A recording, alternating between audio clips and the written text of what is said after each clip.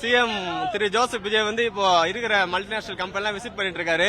So இதனால unemployment ratio கொஞ்சம் கம்மியாக வாய்ப்பு இருக்கு. இங்க இருக்க முக்கால்வாசி பேர் வந்து எம்ப்ளாய்மெண்ட் அதெல்லாம் படிச்சுட்டு ஓரளவுக்கு கொஞ்சம் ஜாப்ஸ் வச்சுருக்க பசங்க தான். ஸோ இந்த விசிட்னால கொஞ்சம் அன்எம்ப்ளாய் ரேஷியோ கம்மியாச்சுன்னா ஸோ எல்லாருக்கும் ஹியூஜ் இம்பாக்ட் கிரியேட் ஆகும். வேலை வாய்ப்பு அதிகமாகும். மேபி இங்க நியர்பை இந்த காஞ்சிபுரம் ஸோ அதை சுற்றி விட்ட வட்டாரம் எல்லாம். ஸோ எப்படி இருக்குன்னா மேபி ரிப்போர்ட் படிச்சிருக்கலாம் சிஎம் சார். படிச்சுட்டு இன்னொரு நீங்க கிரியேட் பண்ணுங்க, நாங்க சப்போர்ட் பண்றோம்.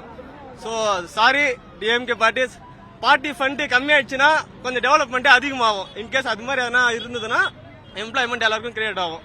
ஸோ அதனால ஒரு ஹியூஜ் இம்பாக்ட் இருக்குன்ட்டு ஸோ எல்லாருமே நினைக்கிறோம்.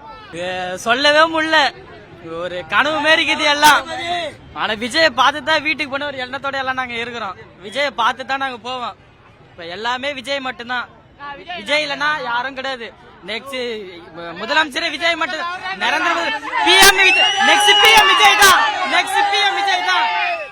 நெக்ஸ்ட் பிஎம் விஜய் தான்.